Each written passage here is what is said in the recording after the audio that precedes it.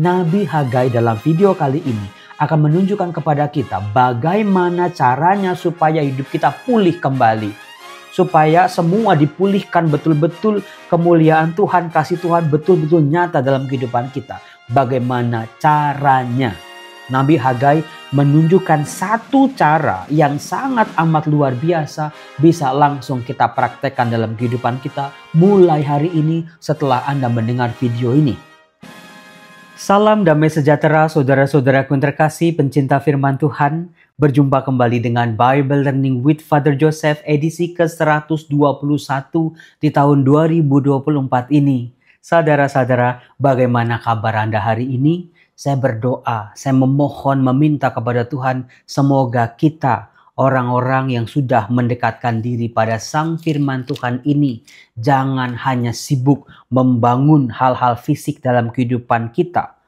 Rumah, karir, jabatan, nama baik, prestasi-prestasi kita, mengolah tubuh kita. Tetapi jangan pernah lupa juga mengolah tubuh rohani kita.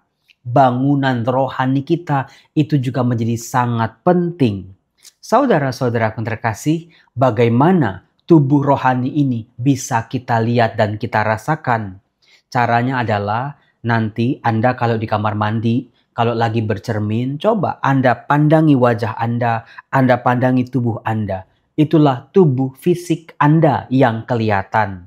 Nah lalu kemudian silakan bayangkan tubuh rohani Anda.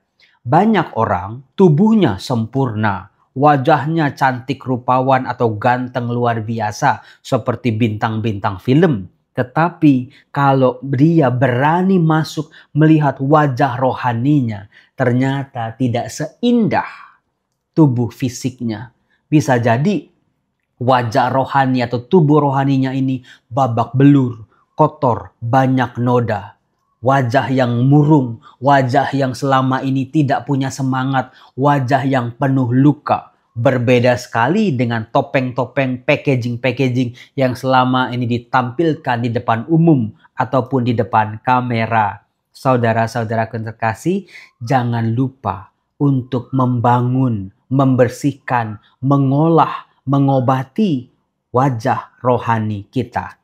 Romo, itu di belakang Romo itu apa sih Romo yang sebelah sini? Nah, saya cek Anda ya. Saya yakin anak-anak generasi Z, Gen Z gitu ya. Tahu nggak ini itu apa? Coba Anda di rumah Anda masing-masing catat di kolom komen.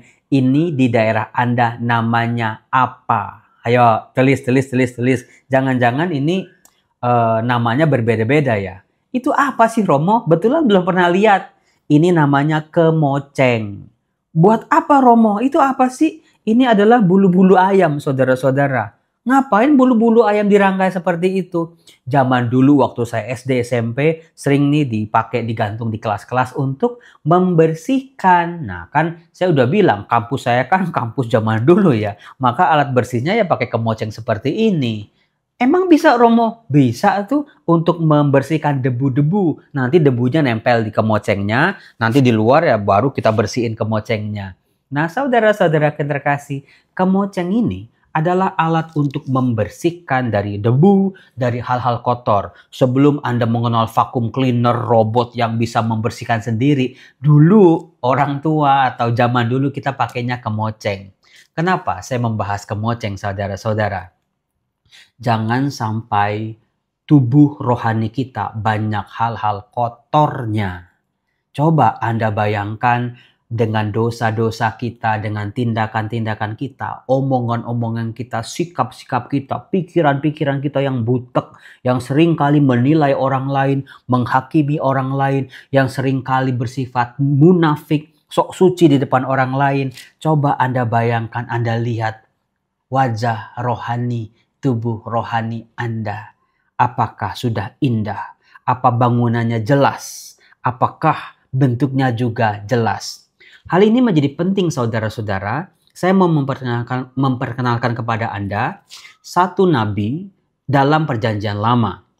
Namanya ini unik, nama nabi ini. Namanya Hagai. Silakan Anda buka-buka kitab suci Anda perjanjian lama, kitab Nabi Hagai. Nggak panjang, cuman ada 2 bab. 10 menit Anda baca secara luar biasa, pelan-pelan, itu selesai. Nabi Hagai, seorang nabi yang betul-betul berbicara soal pemulihan-pemulihan dalam hidup orang beriman. Banyak orang zaman sekarang mau pulih, mau romo. Mau hidupnya naik kelas, mau romo. Mau hidupnya lebih baik, mau banget romo. Mau karirnya menanjak, itu yang kami impi-impikan romo. Mau sembuh, mau banget romo. Mau kehidupan keluarganya pulih, itu doa-doa setiap hari romo. Tapi nggak tahu caranya. Bukannya mereka-mereka ini nggak pernah mencoba, udah nyoba romo, berdoa, novena, devosi, ekaristi, sambut komuni, ngaku dosa, dan lain sebagainya. Udah dilakukan, tetapi kok pemulihannya itu kayak lagunya Syahrini, maju mundur cantik. Selalu begitu-begitu aja. Habis ngaku dosa paling awetnya cuma 3 hari, habis itu jatuh lagi dalam dosa. Jarang dosanya malah lebih berat lagi daripada sebelumnya. Mau romo bertobat gitu ya, nggak selingkuh lagi, setia sama pasangan. Tapi paling berapa bulan nanti ke depan ada godaan, jatuh lagi. Jadi manusia menjadi lemah, manusia menjadi capek. Wajah yang lelah dengan dosa dan kesalahan. Entah kita sendiri yang capek, entah kita ngadepin bagaimana hidup orang-orang di sekitar kita. Saudara-saudara, memang sih capek ya kalau Anda punya misalnya anak gitu atau pasangan atau orang tua kayaknya nggak pernah berubah gitu ya. Cuman berubahnya itu tobatnya itu cuman tobat kumat. Cuma di mulut aja. Bertobat, janji. Tapi ntar nggak lama lagi juga jatuh lagi. Anda capek. Terus yang rusak terus apa? Rasa percaya bukan? Itu yang rusak betul-betul. Nah, saudara-saudara yang terkasih, Nabi Hagai dalam video kali ini akan menunjukkan kepada kita bagaimana caranya supaya hidup kita pulih kembali. Supaya semua dipulihkan betul-betul, kemuliaan Tuhan, kasih Tuhan betul-betul nyata dalam kehidupan kita. Bagaimana caranya? Nabi Hagai menunjukkan satu cara yang sangat amat luar biasa bisa langsung kita praktekkan dalam kehidupan kita mulai hari ini setelah Anda mendengar video ini.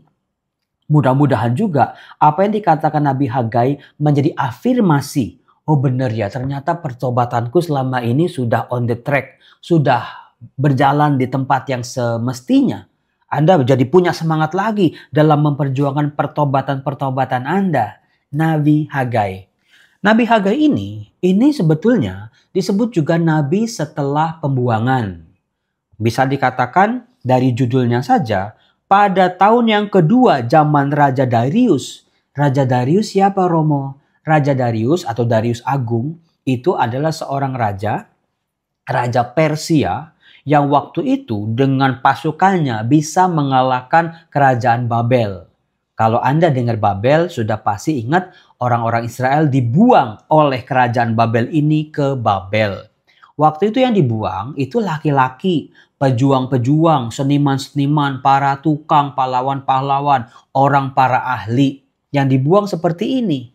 Bisa dibayangkan mereka dibuang itu ketika usia mereka 20, 30, 40 tahun, 50 tahun bukan? Mereka harus berjalan dari tanah suci ke tempat pembuangan di Babel. Nah, saudara-saudaraku yang terkasih, Anda bisa bayangkan ketika waktu itu Raja Darius yang Tuhan intervensi dalam kehidupannya menyuruh Raja Darius ini untuk memulihkan, untuk mengizinkan orang-orang Israel kembali dari pembuangan. Apakah itu sebuah kabar gembira saudara-saudara? Ya pastilah Romo, bisa pulang kampung, bisa selesai masa pengasingan seperti ini. Nanti dulu saudara-saudara. Dikatakan, datanglah firman Tuhan dengan perantaraan Nabi Hagai kepada Zerubabel bin Sealtiel, Bupati Yehuda, dan kepada Yosua bin Yosadak, Imam Besar. Bunyinya, beginilah firman Tuhan semesta alam. Bangsa ini berkata, sekarang belum tiba waktunya untuk membangun kembali rumah Tuhan. Nah, saudara-saudara, ternyata ini orang-orang Israel yang kembali dari pembuangan itu jumlahnya sekitar 42.380 jumlahnya. Apakah jumlahnya besar? jumlah yang sangat besar untuk konteks zaman waktu itu. Tetapi saudara-saudara, yang menarik adalah ketika bangsa ini dari Babel disuruh kembali ke pembuangan, tidak semua orang sepakat buat pulang. Satu, Anda bisa bayangin ketika mereka waktu dibuang usianya katakanlah 30, 40, 50 tahun. Lalu berpuluh-puluh tahun mereka tinggal di Babel, bukan? Lalu sekarang sudah diizinkan pulang. Mereka sudah lanjut usia, saudara-saudaraku. Usianya ada yang usia 70, 80, 90, 100 bahkan bisa jadi. Udah aki-aki ini. Mereka mikir bisa jalan pulang nggak mudah sebetulnya konteksnya. Maka waktu itu, ajakan untuk pulang itu tidak ditanggapi secara antusias. Yang kedua adalah banyak orang Israel di pembuangan justru hidupnya jauh lebih makmur, jauh lebih sukses. Jauh lebih enak daripada di negeri mereka, apalagi sekarang negeri mereka sudah hancur lebur berantakan. Bait Allahnya hancur, ladang-ladang mereka hancur, rumah-rumah mereka, tanah-tanah mereka sudah tidak ada lagi. Maka lebih baik mereka nggak pulang. Nah, kemudian juga saudara-saudara yang terkasih, ada satu bahaya yang dihadapi oleh orang-orang di pembuangan ini. Mereka menerima janji nubuat Nabi Yesaya misalnya. Mereka akan pulang. Wah, tadinya sebagian orang 42.000 ini semangat buat pulang. Sisanya tinggal di Babel atau tersebar-sebar ke daerah-daerah yang disebut dengan orang-orang Yahudi di diaspora. Nah, orang-orang yang pulang ini, mereka berhadapan dengan situasi kenyataan pahit. Mereka sudah pulang. Mereka berharap pada janji Tuhan lah. Betul-betul, tapi ketika mereka sampai ke tanah air mereka, ternyata Yerusalem masih menjadi reruntuhan. Harta mereka udah nggak ada lagi. Tidak banyak keluarga mereka yang bisa ditemui kembali. Jadi mereka harus mengalami kekecewaan untuk kedua kalinya. Orang yang kecewa sampai berkali-kali biasanya hidupnya pahit. Nah, saudara-saudara terkasih, dalam konteks itulah nubuat dari Nabi Hagai, nubuat dari Nabi Zakaria, juga sejaman dengan Esra dan Nehemia, berhadapan dengan situasi orang-orang sejamannya yang hilang harapan. Saudara-saudara, hancurnya bait Allah di Yerusalem itu bukan sekedar hancurnya bangunan fisik, tetapi runtuhnya juga iman kepercayaan bangsa ini kepada Allah mereka. Apa sebabnya? Karena dalam konteks orang-orang Yahudi, bait Allah, rumah Allah adalah rumah Allah sendiri, tumpuan kaki Allah, Allah berkuasa di dalamnya. Tapi kalau sampai dihancurkan oleh orang-orang Babel, itu lain cerita. Mereka mulai ragu-ragu, apakah Allah semaha kuasa yang mereka pikirkan? Mengapa Allah membiarkan rumahnya dihancurkan? Kalau rumah mereka yang hancur, mereka mungkin masih bisa berpikir, lah kami kan memang berdosa. Tapi kalau rumah Allah menjadi puing-puing, artinya jangan-jangan Allah sudah dikalahkan oleh dewa-dewa bangsa lain. Hancurnya bait Allah menjadi juga hancurnya iman dan rasa percaya. Dari sini kita bisa berkaca saudara-saudara, kehancuran, kebangkrutan, kegagalan dalam rumah tangga, dalam pekerjaan, dalam meniti karir.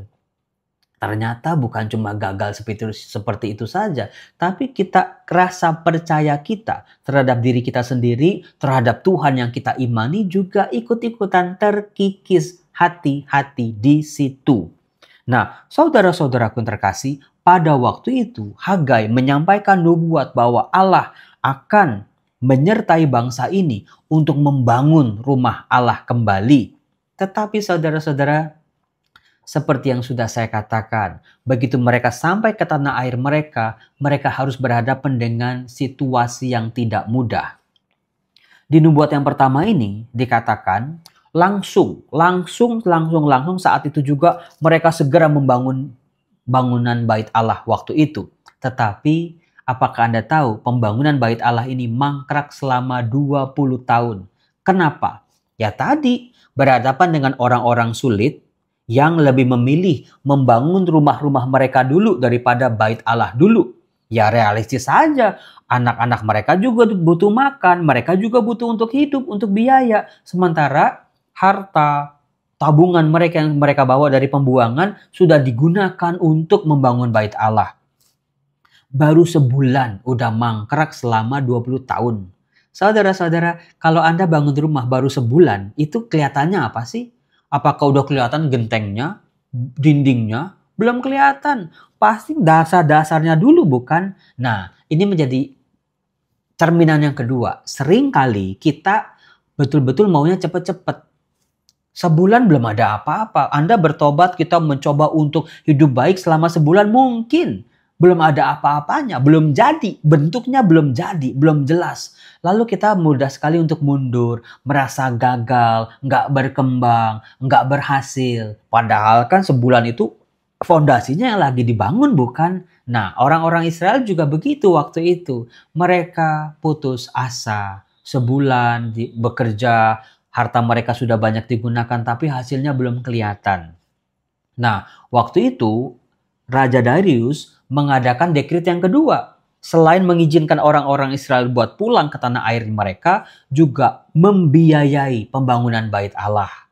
Nah, saudara-saudara yang terkasih, kita bisa melihat di sini bagaimana jangan hanya berkutat pada kegagalan kita. Jangan cuma berkutat pada, ya belum ada jejak-jejaknya, belum ada tanda-tandanya bahwa hidup kita itu pulih. Pelan-pelan ikuti saja prosesnya Tuhan.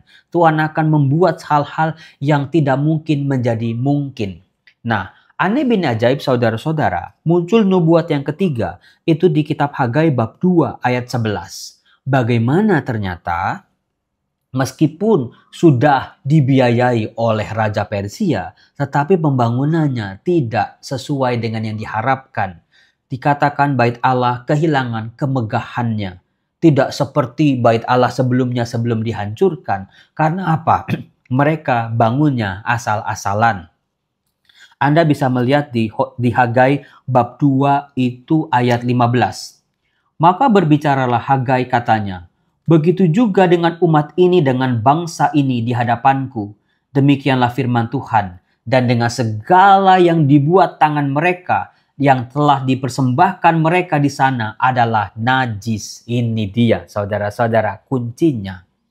Ketika pemulihan, pertobatan kita coba untuk berjuang, mau hidup baik, mau pulih, rezeki mau pulih, keluarga mau pulih, dan segala-galanya mau pulih, tersandung sama yang namanya kenajisan. Artinya, orang-orang yang bekerja untuk membangun bait Allah adalah orang-orang najis, orang-orang kotor, termasuk persembahan-persembahan yang dipersembahkan kepada untuk pembangunan bait Allah ini juga najis. Saudara-saudara yang terkasih, apakah Anda melihat korelasinya di sini? Kesucian hati. Orang-orang ini membangun bait Allah asal-asalan, dengan semangat lama, dengan jiwa yang lama, berkeluh kesah, murung, kesel, tanpa harapan, nggak punya iman yang sudah hancur itu. Maka saudara-saudara, meskipun pemulihan kita perjuangkan, tapi kalau mindset kita, pikiran kita, mental kita, iman kita masih pakai manusia lama kita, nggak akan berhasil. Ini yang dikatakan oleh Nabi Hagai ini. Maka membangun bait Allah juga harus diselaraskan dengan yang namanya manusia baru. Manusia rohani baru, menjaga kesucian, menjaga kekudusan. Maka saudara-saudaraku yang terkasih, jagalah kesucian, kekudusan tubuh kita ini. Bagaimana seringkali menjadi ladangnya dosa, bukan? Dengan tangan kita, mulut kita, telinga kita, mata kita, pikiran kita, perasaan kita begitu betul-betul dikuasai oleh yang namanya nafsu-nafsu manusia lama. Sehingga mau kita berjuang kayak apapun akan gagal dan gagal lagi. Tidak sesuai dengan apa yang kita harapkan. Maka dari itu saudara-saudara, pesan Nabi Hagai menjadi jelas. Jagalah kekudusan. Pentingnya menjaga kekudusan. Kekudusan itulah yang akan membawa kita pada pemulihan demi pemulihan dalam kehidupan kita. Kalau rezeki Anda mau pulih, kesehatan Anda mau pulih, keluarga kerukunan Anda mau pulih, kehidupan Anda mau pulih, jaga kekudusan. Betul-betul berkata tidak terhadap manusia lama kita, terhadap kelemahan-kelemahan manusiawi kita. Akan banyak godaan, akan banyak tantangan seperti orang-orang Israel ini. Gak gampang memang, tetapi pesan Tuhan adalah aku akan menyertai kamu. Ikuti prosesnya Tuhan dari pihak kita, coba benerin hidup kita, pola hidup kita, kebiasaan-kebiasaan kita. Yang buruk-buruk coba betul-betul ambil keputusan, aku akan berkata tidak terhadap perbuatan buruk ini yang selama ini ternyata menghancurkan kehidupanku sedemikian rupa. Aku akan berjuang luar biasa untuk menaklukkan kelemahan-kelemahanku ini. Cobalah saudara-saudara, dicoba. Misalnya kalau Anda masih punya kebiasaan nonton film porno, Anda masih suka mengotori tubuh Anda, mulut Anda masih suka yang jahat-jahat, pikiran Anda masih suka kejam-kejam, masih suka yang busuk-busuk, coba dilatih. Memang jangan sampai kayak orang Israel udah membangun 1 bulan merasa gagal ya udah berhenti, mangkrak 20 tahun. Ikuti prosesnya dari dasarnya nanti terus berkembang. Itulah yang saya sebut dengan tubuh rohani kita. Jangan sampai kita sibuk untuk mengurus tubuh-tubuh fisik kita saja. Rambut panjang ke salon, lalu juga mau facial, lalu juga mau segala macam minum vitamin dan lain sebagainya. Tapi tubuh rohaninya kita nggak pernah kita perhatikan. Itulah kenalan kita dengan Nabi Hagai. Semoga pemulihan terjadi dalam kehidupan kita. Salam damai sejahtera, Tuhan berkati. Bye-bye.